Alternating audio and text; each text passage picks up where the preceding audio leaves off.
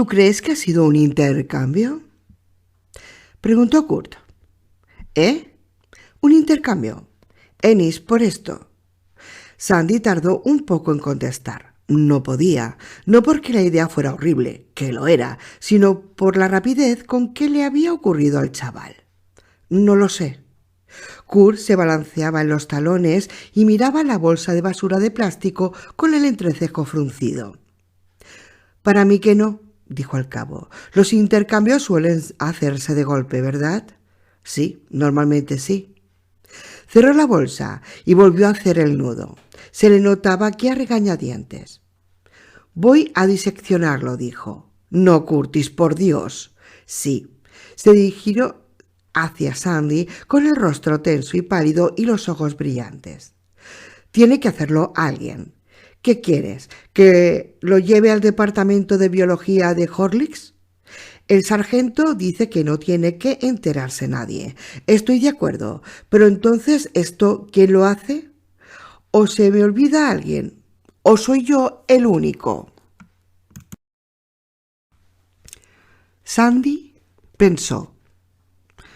Tú a Horlicks no lo llevarías, aunque Tony no hubiera dicho nada de que no se entere nadie. Aceptas que lo sepamos nosotros, seguramente porque el único que quiera tener algo que ver es Tony, pero ¿compartirlo con alguien más?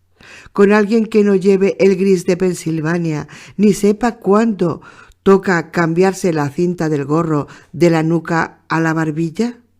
¿Alguien que pueda adelantarse a ti y luego quitártelo? Lo dudo. Kurt se quitó los guantes.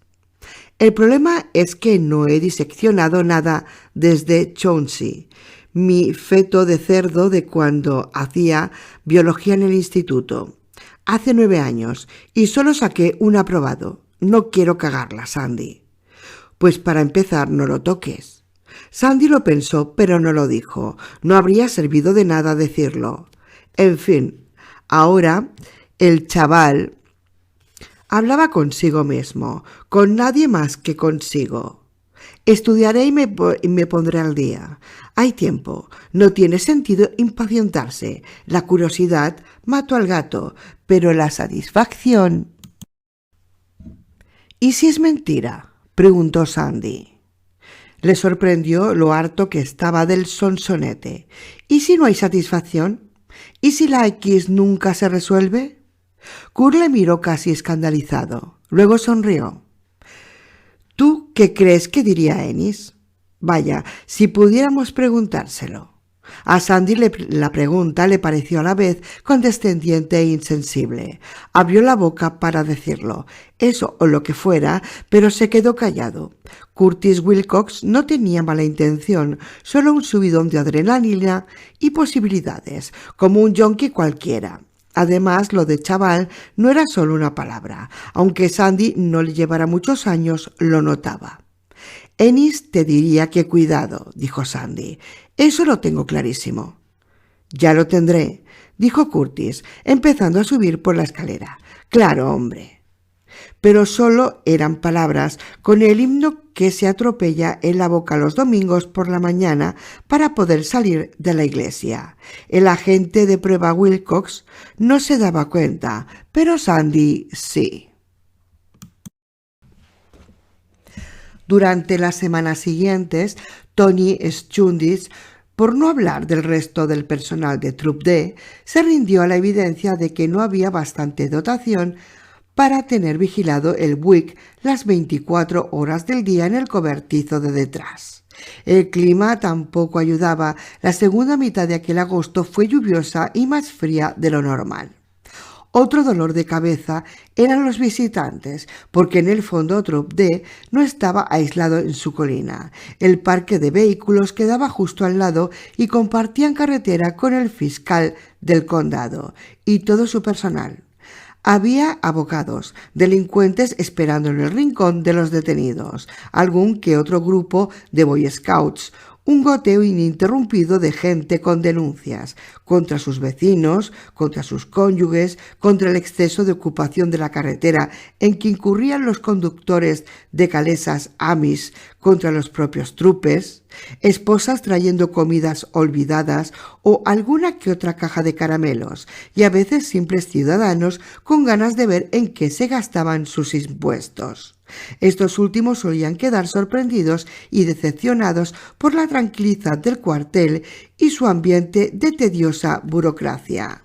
No lo veían parecido a sus series favoritas de la tele. Un día, a finales de mes, se presentó el congresista Forrestalder de la Cámara de Representantes junto con 10 o 12 amigos de los medios de comunicación, los más allegados, para repartir apretones de manos y soltar un discurso sobre la ley de apoyo a la policía pendiente de aprobación en la Cámara, ley que, casualidades de la vida, contaba con su respaldo. Se trataba, como en el caso de tantos congresistas de zonas rurales, de un hombre con pinta de barbero de pueblo que ha tenido un día de suerte en el canódromo y espera no acostarse sin que se la chupen. Se plantó al lado de un coche patrulla. A Sandy le parecía que el de la polla cabezas rotos, y les contó a sus amigos de los medios lo importante que era la policía, y muy en especial los hombres y mujeres de la Policía Estatal de Pensilvania, y todavía más en especial los hombres y mujeres de Troop D. Ahí le fallaron un poco los datos, porque en aquella época D no contaba con ningún agente femenino normal o de comunicaciones, sin que por ello lo corrigiera ninguno de los troopers, al menos con las cámaras rodando. El congresista le describió como la línea gris que sobreguardaba al contribuyente medio de un mundo caótico de bandas, etcétera, etcétera. Que Dios bendiga América y ojalá que todos vuestros hijos os salgan violinistas.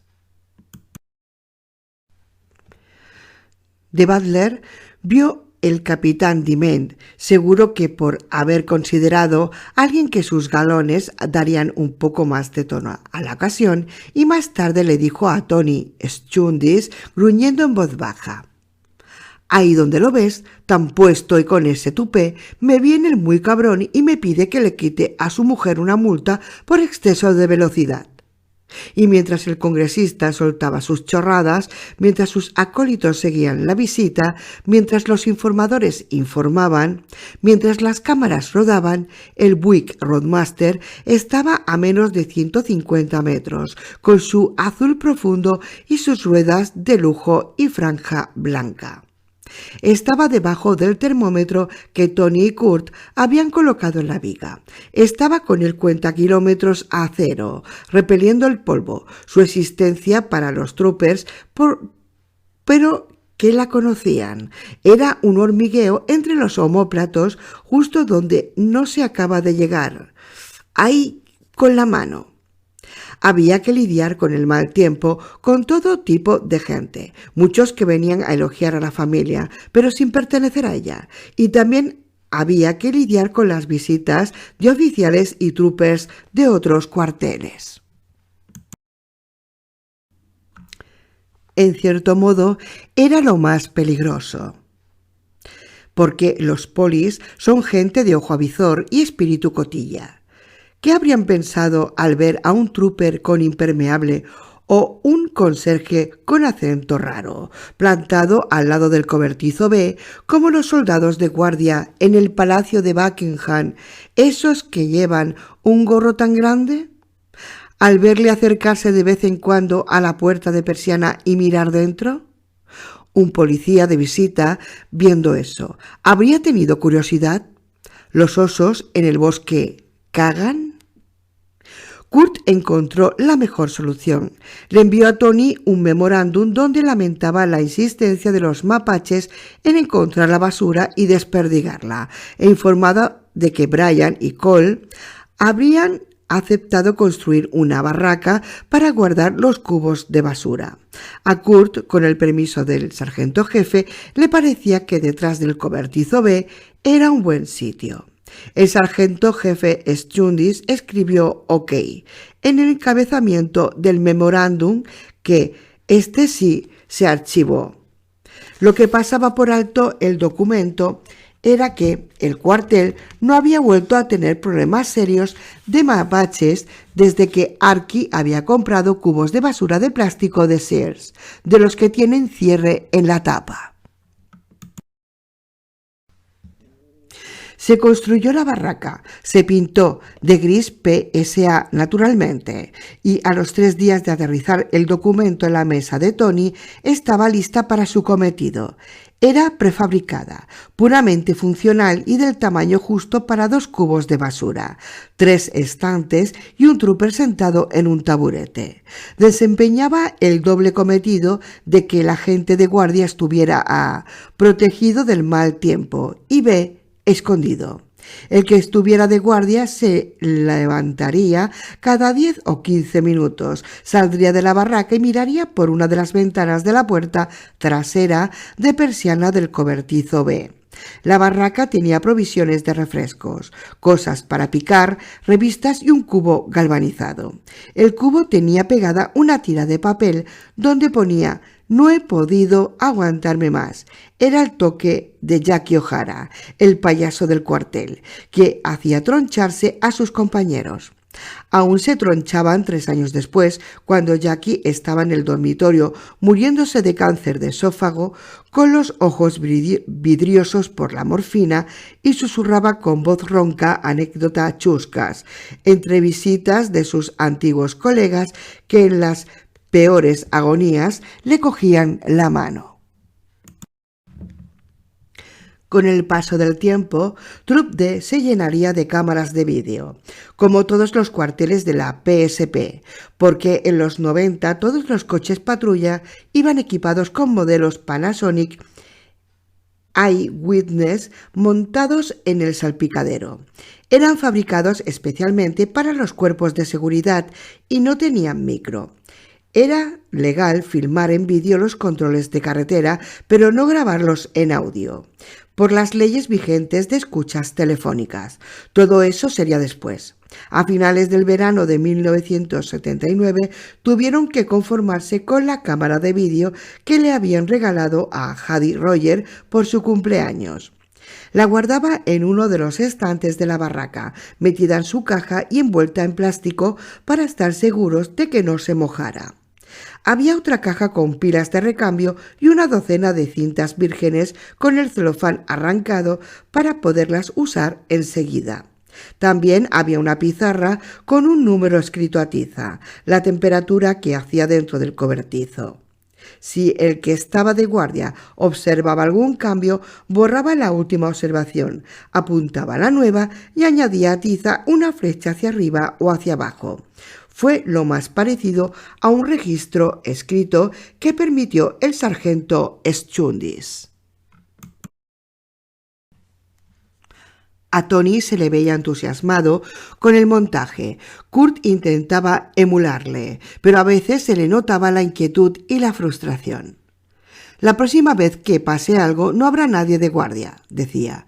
«Ya veréis, ya. Siempre pasa lo mismo. No habrá ningún voluntario desde las 12 a las 4 de la noche y luego el que venga mirará, verá abierto el maletero y otro murciélago muerto en el suelo. Ya veréis». Kurt intentó convencer a Tony de que como mínimo pusiera una lista de vigilancia donde hubiera que firmar. Alegó que el problema no era de falta de voluntarios, sino de poca organización y planificación, y que eso se remediaba fácilmente. Tony no dio su brazo a torcer. Nada escrito. El día en que Kurt se ofreció como voluntario para desempeñar más funciones de vigilancia, lo que los troopers llamaban patrulla barraca, Tony se negó y le recomendó un poco de calma. Dijo: «Tienes otras responsabilidades. Para empezar, tu mujer». En el despacho del sargento jefe, Kurt tuvo la sensatez de callarse, pero más tarde se desahogó con Sandy. Fue estando los dos fuera, en la esquina del fondo del cuartel, y el tono tuvo una amargura sorprendente. «Coño, Si necesitara un consejero matrimonial, habría buscado en las páginas amarillas, dijo Kurt. Sandy le dirigió una sonrisa que no destacaba por su buen humor.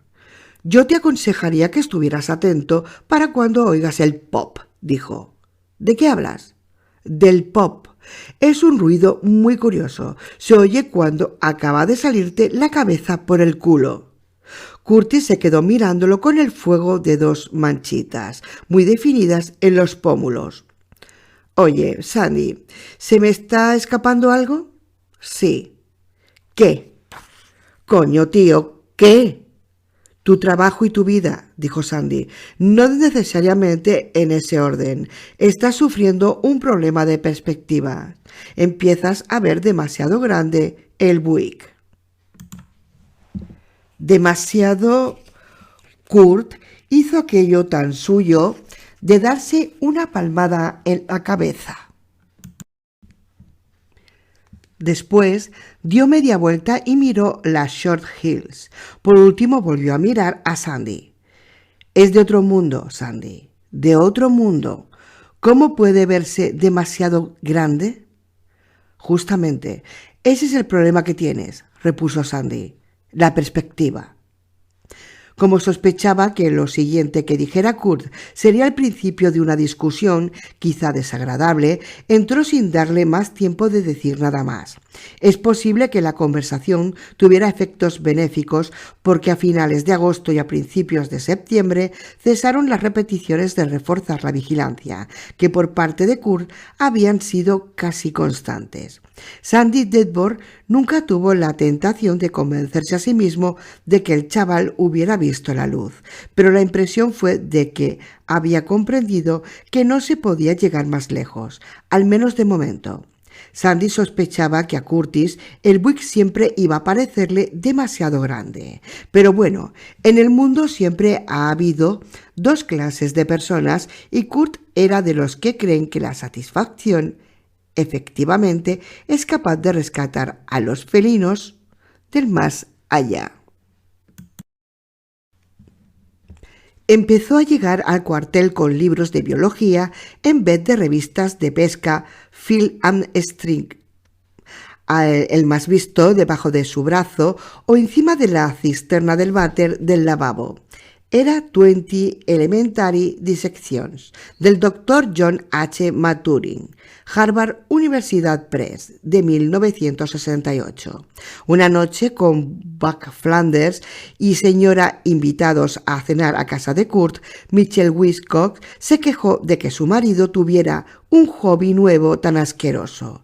Dijo que Kurt había empezado a traer especímenes de una casa de suministros médicos y que ahora la parte del sótano que el año anterior había sido designada como futuro cuarto de revelado olía a productos químicos de depósito de cadáveres.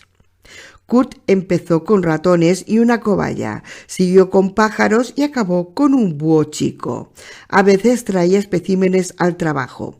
Una vez Matt Babicki les dijo a Orville Garrett y a Steve DeVoe: el que no haya trabajado ni haya bajado al sótano por una caja de bolígrafos y se haya encontrado encima de la fotocopiadora un bote de formol con un ojo de búho no sabe qué es la vida. Anda que no te despierta eso. Después de conquistar el búho, Curtis pasó a los murciélagos. Se trabajó 8 o 9, de una especie diferente de cada espécimen. Un par los cazó en el patio trasero de su casa y el resto los encargó en una tienda de suministros de biología de Pittsburgh. A Sandy se le quedó grabado el día en que Curtis le enseñó un murciélago vampiro sudamericano clavado en una tabla. Era peludo, con la barriga marrón y las alas membranosas de color negro terciopelo. Una sonrisa psicótica le desnudaba los dientecitos puntiagudos. Gracias a la técnica de Kurt, que cada día dominaba más, los intestinos estaban fuera, en forma de lágrima. Sandy sospechó que el profesor de biología de Kurt, el que le había puesto un suficiente en el instituto, se habría llevado una sorpresa ante la rapidez con que aprendía su exalumno. Claro que cuando hay ganas puede llegar a profesor hasta el más tonto. Jimmy y Rosalind se instalaron en el Buick 8 en la misma época en que Will Cox aprendía el noble arte de la disección con el doctor Maturin. Se le había ocurrido la genialidad a Tony en el centro comercial de Trenton mientras su mujer se probaba ropa en Country Casuals. Le llamó la atención un letrero inverosímil en el escaparate de My Pet y apúntese a la locura de los gerbos. Tony no se apuntó indirectamente a la locura de los gerbos. Su mujer le habría hecho 1000 preguntas, pero al día siguiente mandó a George Stankowski con más dinero del fondo de imprevistos y órdenes de comprar una pareja de gerbos, además de un hábitat de plástico donde vivirían. ¿También les compró comida?, preguntó George. No, contestó Tony. Ni hablar. Compraremos una pareja de gerbos y dejaremos que se mueran de hambre en el cobertizo. ¿En serio?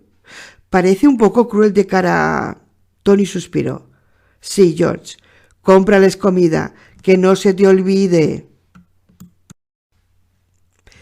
El único requisito que puso Tony en relación con el hábitat fue que cupiera sin apreturas en el asiento delantero del Buick. George trajo uno muy bonito, no el más caro, pero casi. Era de un plástico amarillo traslúcido y se componía de un pasillo largo con una habitación cuadrada en cada extremo. Una era el comedor de gerbos y el otro un gimnasio en miniatura.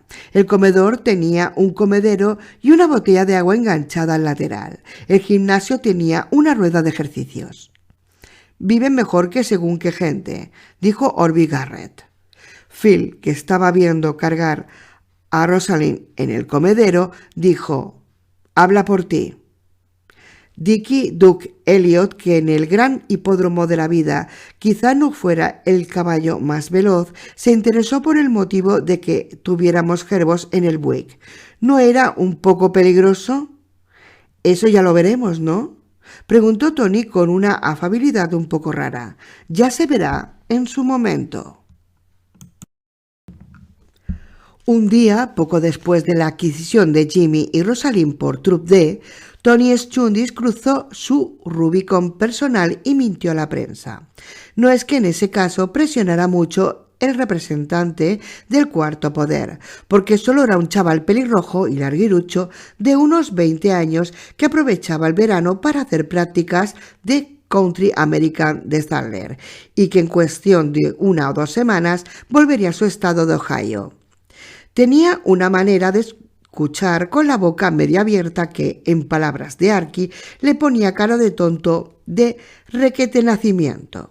Sin embargo, no lo era, y se pasó casi todo una tarde dorada de septiembre escuchando a Bradley Rhodes.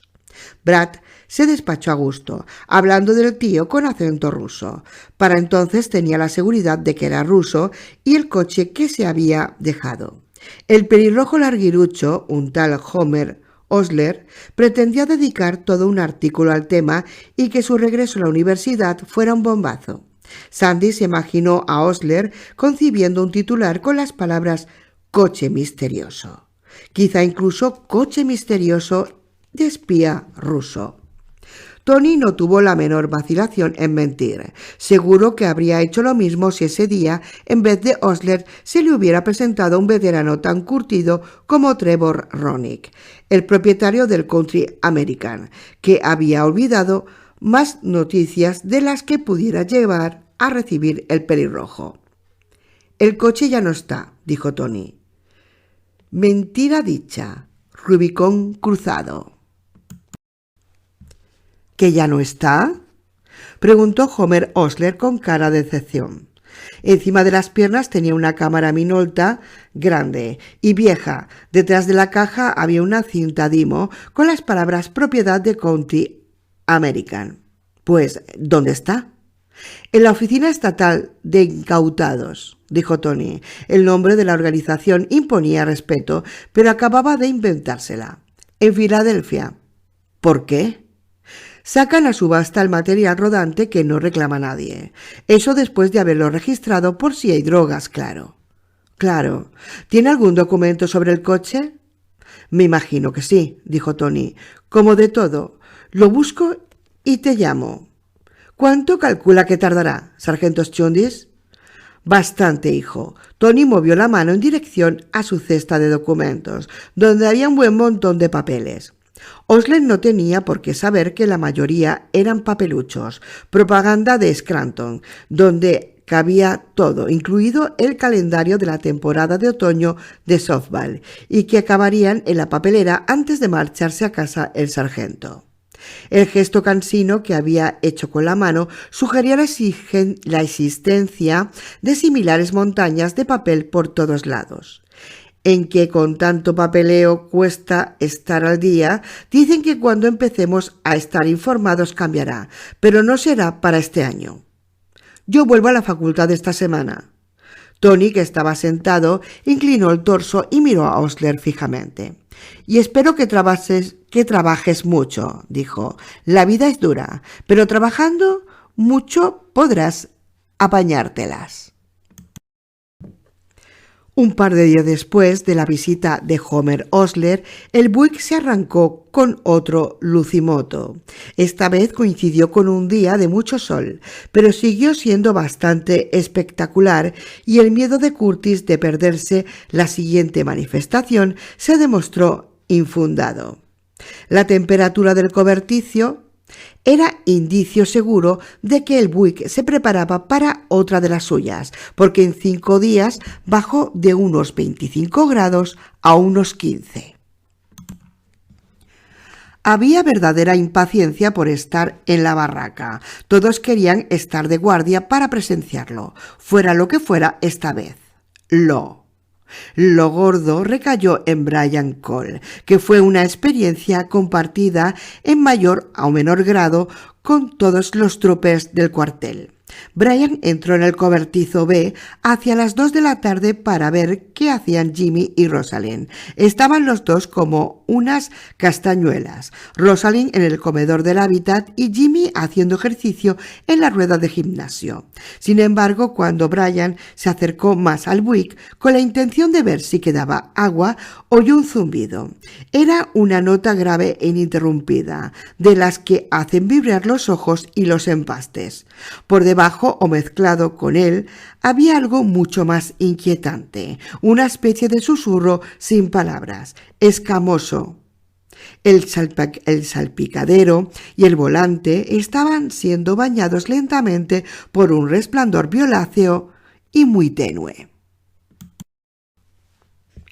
Acordándose de Ennis Rafferty, que para entonces ya hacía un mes que había desaparecido sin dejar ninguna dirección, el trooper Cole se apresuró a abandonar las inmediaciones del Buick, aunque actuó sin pánico. Fue a la barraca en busca de la cámara de vídeo, la enroscó al trípode, puso cinta virgen y verificó el código horario. Era correcto, y el nivel de la batería, hasta el tope de lo verde. Entonces colocó el trípode delante de una de las ventanas, pulsó récord y comprobó que el Buick estuviera centrado en el visor. Lo estaba. Caminó hacia el cuartel, hizo chasquear los dedos y regresó a la barraca. Dentro había una bolsa pequeña con accesorios de la cámara, entre ellos un filtro de luminosidad.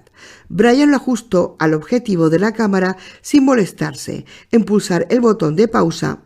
Hay un momento en que las formas de sus manos, grandes y oscuras, tapan la imagen del Buick y al apartarse reaparece el coche como en pleno anochecer. Si hubiera habido alguien observándolo, el típico visitante que viene a ver en qué se gastan sus impuestos, por ejemplo, no habría sospechado lo deprisa que latía el corazón del trooper Cole. Se le mezclaba el miedo con el entusiasmo, pero estuvo acertado. Tratándose de contactos con lo desconocido, hay muchos argumentos a favor de una buena dosis de formación policial. En total, solo se olvidó de una cosa. Hacia las 2:07 metió la cabeza en el despacho de Tony y dijo: «Sargento, estoy bastante seguro de que al Buick le pasa algo». Tony levantó la vista de su libreta amarilla donde escribía su primer borrador del discurso que tenía que pronunciar en un simposio sobre fuerzas de seguridad programado para otoño, y dijo: «Bree, ¿qué tienes en la mano?». Brian bajó la mirada y vio que llevaba el depósito de agua de los gerbos. «Va, total», dijo, «igual no vuelven a necesitarlo». A las 2:20 los troopers que había en el cuartel oían nítidamente el zumbido. Lo cierto es que no había muchos. La mayoría se repartían por las ventanas de las 2 puertas de persiana del cobertizo B. Cadera con cadera y hombro con hombro. Al verlo, Tony se planteó darles la orden de apartarse, pero acabó decidiendo que les dejaría quedarse, con una excepción. «Arky». «Sí, sargento». «Ve delante y corta el césped». «Sí, lo corté el lunes». Ya lo sé. Me pareció que te pasabas 1 hora haciendo la parte de debajo de la ventana de mi despacho. Da igual, vuelve a cortarlo. Con esto en el bolsillo de atrás». Le tendió un walkie-talkie, y si aparece alguien que no debería ver a 10 troopers de Pensilvania mirando por las ventanas de este cobertizo como si dentro hubiera una pelea de gallos con apuestas millonarias, me avisas, ¿vale? Vale. Perfecto. Matt va de aquí, al frente. Matt acudió a la carrera, jadeante y rojo de entusiasmo. Tony le preguntó por Kurt. Matt dijo que estaba de patrulla. «Dile que vuelva a la base, código D y discreto, ¿entendido?» «Recibido, código D y discreto». Discreto quiere decir sin luces ni sirena. Cabe suponer que Kurt acatara el mandato, pero no fue obstáculo para que volviera al cuartel a las 3:45. Nadie se atrevió a preguntarle qué distancia había recorrido en media hora. Al margen de los kilómetros que fueran, llegó vivo y antes de que volvieran a empezar los fuegos artificiales silenciosos. Lo primero que hizo fue quitarle el trípode a la cámara de vídeo. Mientras duraran los fuegos, la grabación visual correría a cargo de Curtis Wilcox. La cinta, una de las muchas que hay guardadas en el almacén, conserva lo que pudo verse y oírse. El zumbido del Buick se oye mucho y suena a cable flojo en un altavoz de equipo de música. Con el tiempo se nota que aumenta el volumen. Kurt filmó el termómetro grande con la aguja roja un poco por encima de las 12. Se oye la voz de Kurt pidiendo permiso para entrar y comprobar el estado de Jimmy y Rosalind, y la del sargento Chundis contestando casi enseguida: «Permiso denegado». Enérgica y segura, sin discusión posible. A las 15:08:41, según el código a pie de pantalla, en el parabrisas del Buick se inicia un amanecer violeta. Al principio el espectador podría confundirlo con un fallo técnico, una ilusión óptica o alguna clase de reflejo. Andy Colucci. ¿Qué es? Voz desconocida. ¿Una subida de corriente o...? Curtis Wilcox. Los que tengan gafas de soldar más vale que se las pongan. Los que no, cuidado, que es peligroso. Yo me apartaría cagando leches. Tenemos... Jackie O'Hara. Probablemente.